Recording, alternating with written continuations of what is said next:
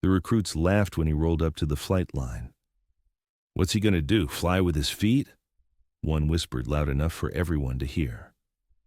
The old man in the wheelchair said nothing, just stared at the F-22 sitting on the tarmac like a steel eagle waiting to soar. 30 minutes later, that same recruit would watch in stunned silence as the crippled veteran pulled off a maneuver that hadn't been seen in 20 years. Welcome to the Human Stories.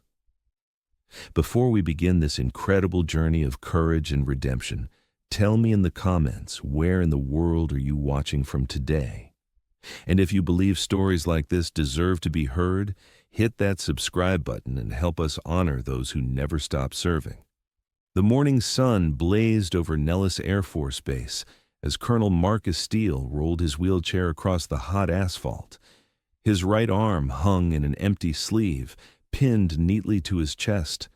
His legs, motionless beneath a worn military blanket, hadn't moved in 3 years. But his eyes, those steel gray eyes, still tracked every aircraft that moved across the Nevada sky with the precision of a man who had once danced with death at 30,000 feet. He came here every Tuesday morning, not because he had to, but because the sound of jet engines was the only thing that made him feel alive anymore. The doctors had told him he'd never walk again. The military had told him his flying days were over, but nobody had told his soul to stop soaring. Lieutenant Jake Harrison, a cocky 24-year-old fresh out of flight school, watched the wheelchair approach with undisguised contempt. To him and his fellow recruits, Marcus was just another broken-down veteran living in the past, showing up to watch real pilots do what he could never do again. The group of young pilots clustered near the hangar had coined a cruel nickname for Marcus: Wheels. They used it openly, caring little whether he heard them or not. In their minds, he was a relic, a cautionary tale of what happened when pilots got too old or too careless. Harrison nudged his wingman, Airman First Class Danny Torres, as Marcus rolled past their formation. The veteran's wheelchair moved with practiced efficiency, his single arm working the controls with mechanical precision. His face remained expressionless, carved from stone, giving no indication that he heard their whispered mockery. The morning briefing was scheduled to begin in 15 minutes. Today's exercise would test the newest batch of F-22 pilots in a complex air-to-air combat simulation. The Raptor, America's most advanced fighter jet, demanded perfection from its pilots. One mistake at Mach 2 could mean the difference between victory and catastrophe. Marcus positioned his wheelchair at the edge of the observation area, the same spot he'd occupied every Tuesday for the past 6 months. From here, he could watch the pilots run through their pre-flight checks, could see the magnificent machines that had once responded to his every command like extensions of his own body. The F-22 Raptor stood before him, sleek and predatory, its stealth coating absorbing the Nevada sunlight like a technological black hole. Twin engines waited silently for the spark that would transform them into 35,000 pounds of controlled fury. The aircraft represented the pinnacle of human engineering, a machine that could climb vertically into the stratosphere and disappear from enemy radar like a ghost. But Marcus saw more than just metal and circuits. He saw memories of soaring through clouds at impossible speeds, of pulling G-forces that would crush ordinary men, of that perfect moment when man and machine became one entity dancing across the infinite blue. 3 years ago, he'd been one of the Air Force's most decorated test pilots. His call sign, Phantom, had become legend among military aviation circles. He'd pushed experimental aircraft beyond their theoretical limits, had written the manual on high-G maneuvers that pilots still studied today. His record spoke of achievements that bordered on the supernatural, of saves that defied physics and logic. Then came that mission over Afghanistan, an intelligence-gathering flight that should have been routine. Engine failure at 40,000 feet, hydraulics gone, Communications dead. The aircraft, a classified prototype worth more than most people would see in 10 lifetimes, spinning toward Earth like a broken toy. Most pilots would have ejected immediately. Marcus had stayed with the bird for precious extra seconds, wrestling with dead controls to steer the falling machine away from a village below. Those seconds had cost him everything. The ejection seat had malfunctioned, sending him tumbling through the sky with a partially deployed chute and a spine that would never again carry his weight. But those seconds had saved 200 innocent lives on the ground. The military had decorated him quietly, without fanfare. They'd given him a pension and medical care, and the kind of respectful distance that organizations show their living reminders of sacrifice. What they couldn't give him back was the sky. Harrison and his squadron were now moving through their final equipment checks. Their flight suits were pristine, their helmets gleaming, their confidence radiating like heat shimmer from the tarmac. They represented the new generation of American air power, young eagles who'd never known defeat or limitation. The briefing officer, Major Patricia Hawkins, called the pilots to attention. Her voice carried across the flight line as she outlined the day's mission parameters.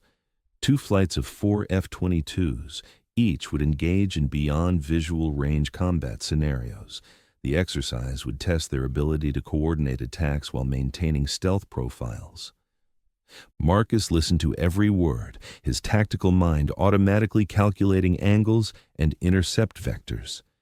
Even confined to his wheelchair, his brain remained the same instrument that had once made him the most feared pilot in 3 different air forces.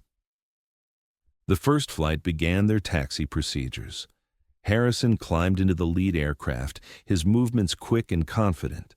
Through the canopy, Marcus could see the young pilot running through his pre-flight checklist with mechanical precision, everything by the book, exactly as they'd taught him at the academy. But Marcus noticed something else. Harrison's grip on the stick was too tight, his shoulders too rigid.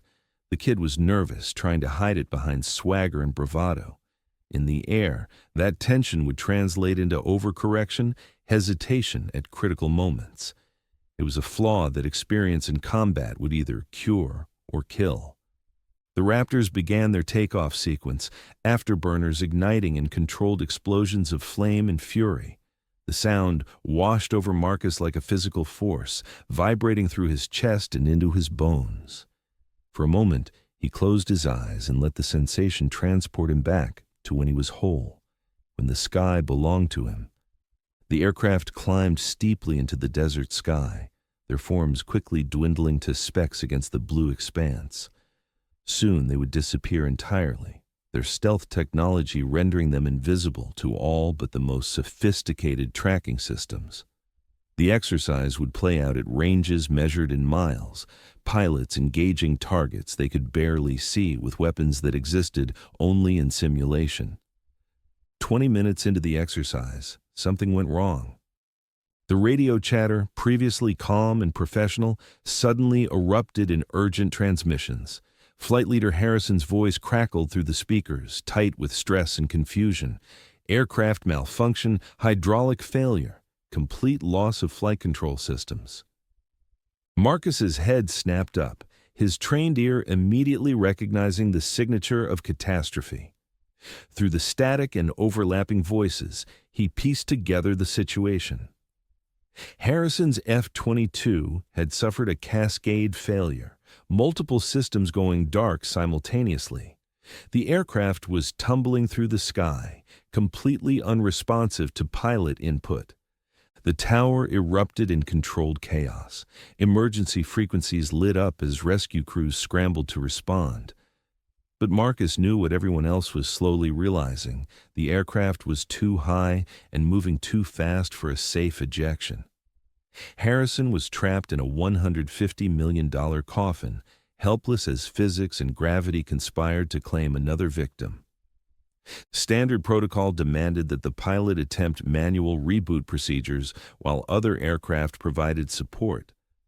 But Marcus could hear the panic creeping into Harrison's voice as each attempted solution failed. The kid was running out of time and altitude, and his training hadn't prepared him for this level of catastrophe. From his wheelchair at the edge of the observation area, Marcus watched the tower personnel frantically coordinating rescue efforts. Their procedures were thorough and professional, but ultimately inadequate. By the time they could get another aircraft airborne to assist, Harrison would be scattered across 50 square miles of desert, unless someone acted immediately. Marcus spun his wheelchair toward the nearest operational F-22. The aircraft sat alone on the tarmac, fueled and ready for the second wave of exercises. Its pilot was inside the operations building, unaware that he was about to lose his ride. Security personnel noticed Marcus approaching the restricted aircraft, but assumed he was simply getting a closer look. After all, what possible threat could a disabled veteran in a wheelchair pose to a multi-million-dollar fighter jet? They would learn the answer to that question in about 30 seconds. Marcus reached the aircraft's boarding ladder and began hauling himself upward, using only his left arm. The climb was agonizing, each rung requiring him to deadlift his entire body weight while maintaining balance.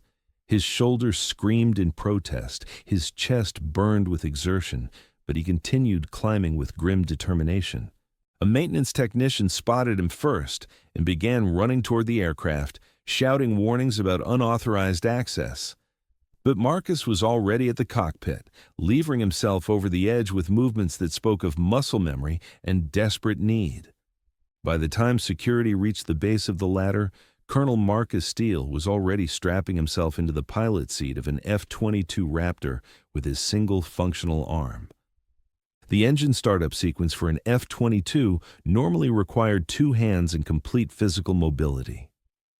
Marcus accomplished it with one arm and sheer force of will, his fingers dancing across controls he hadn't touched in 3 years but knew better than his own heartbeat. The twin Pratt & Whitney engines roared to life with a sound like controlled thunder. On the ground, security personnel were shouting into radios, demanding authorization codes and explanations that would never come. In the tower, controllers scrambled to understand how a disabled veteran had just commandeered their most advanced fighter aircraft. Marcus didn't wait for permission. Harrison was running out of time and altitude, and every second spent on bureaucracy was another second closer to tragedy.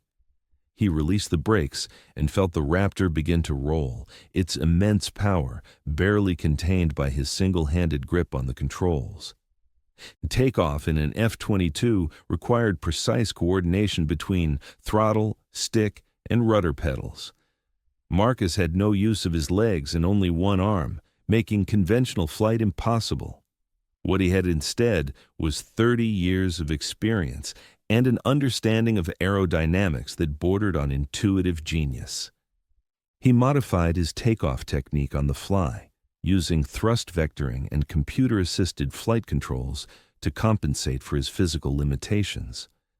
The aircraft lifted off the runway in a climb so steep it defied conventional wisdom, climbing like a rocket toward the combat zone where Harrison fought for his life. Radio calls flooded the airwaves as controllers tried to establish contact with the unauthorized aircraft. Marcus ignored them all, his attention focused entirely on the task ahead. Through his headset, he could hear Harrison's increasingly desperate transmissions as the young pilot's situation deteriorated. At 20,000 feet, Marcus achieved visual contact with the stricken aircraft. Harrison's F-22 was tumbling end over end, completely out of control, trailing smoke from its damaged engine bay. The pilot's attempts to regain control were only making the situation worse, each input causing the aircraft to spin more violently. Marcus positioned his Raptor alongside the tumbling fighter, matching its erratic flight path with precision that seemed impossible given his physical limitations. Through the canopy, he could see Harrison's terrified face, the young pilot's eyes wide with panic as he fought against forces beyond his control. The rescue maneuver Marcus was about to attempt had never been tried before, not even in simulation. It required perfect timing, absolute precision, and a level of skill that existed only in theory. With 2 hands and full mobility, it would have been nearly impossible. With 1 arm and paralyzed legs, it was mathematical suicide. Marcus opened a direct communication channel to Harrison's aircraft. His voice, when it came through the speakers, was calm and steady, carrying the authority of someone who had faced death before and emerged victorious. "Lieutenant, this is Colonel Steele. I need you to stop fighting the aircraft and listen very carefully." Harrison's panicked voice crackled back through the static. "Sir, I can't control anything. The stick's dead. Instruments are dark. I'm going down." "You're not going down today, son. I'm going to get you out of this, but you need to trust me and follow my instructions exactly." Marcus began describing a procedure that existed nowhere in any manual, a technique born from desperate inspiration and 30 years of pushing aircraft beyond their limits. He would use his Raptor's thrust vectoring to create a controlled airflow around Harrison's tumbling fighter, essentially flying both aircraft as a single unit until the damaged plane could be stabilized. The maneuver required Marcus to fly his F-22 within feet of the spinning aircraft while maintaining perfect formation with an unpredictable flight path. One miscalculation would result in a mid-air collision that would kill both pilots instantly. But Marcus had always been exceptional at the impossible. He moved his Raptor into position with single-handed precision that would have impressed even the most skilled pilots. Using thrust vectoring and micro-adjustments to his flight path, he began to influence the airflow around Harrison's aircraft, gradually dampening its violent rotation. Slowly, incredibly, the tumbling fighter began to stabilize.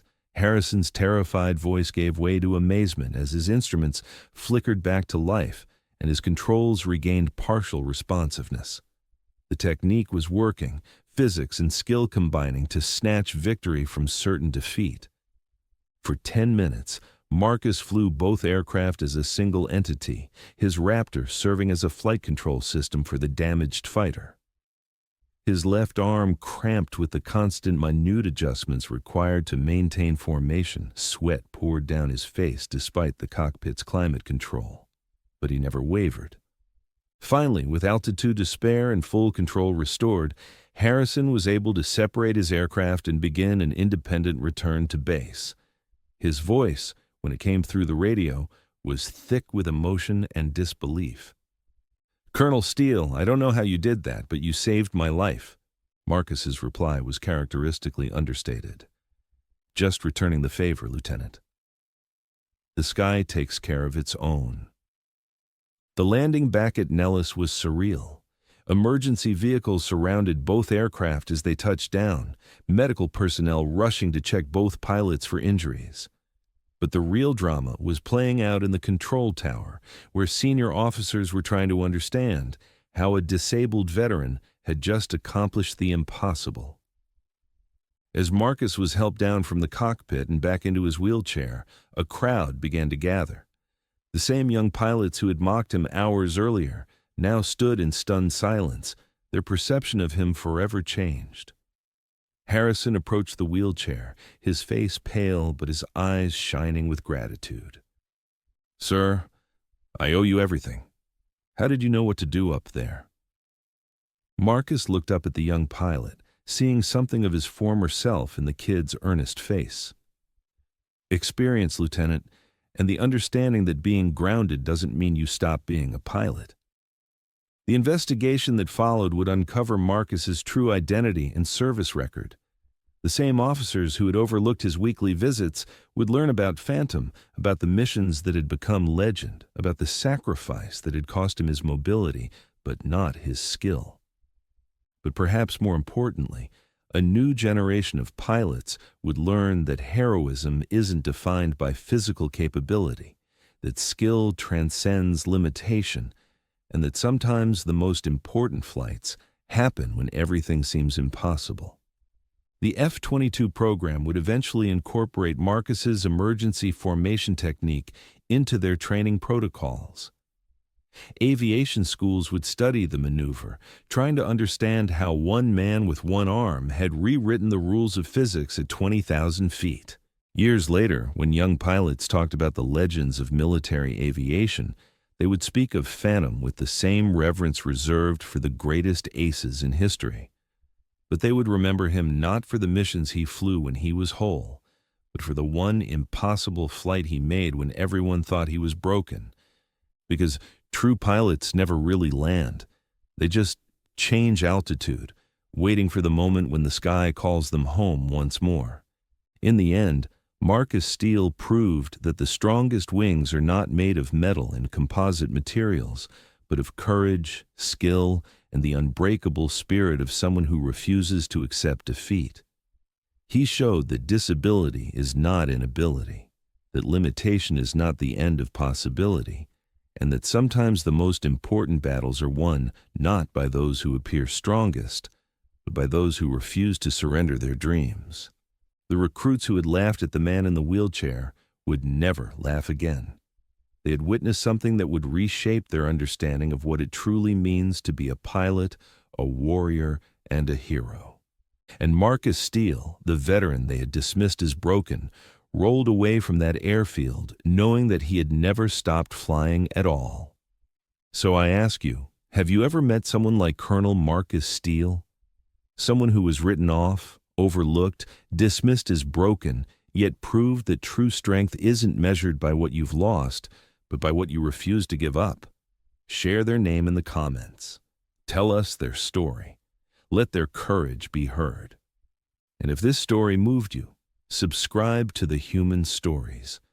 We're here to honor those who never stopped fighting, even when the world stopped believing in them. Thank you for watching, and remember, sometimes the greatest victories come from those who everyone thought were already defeated.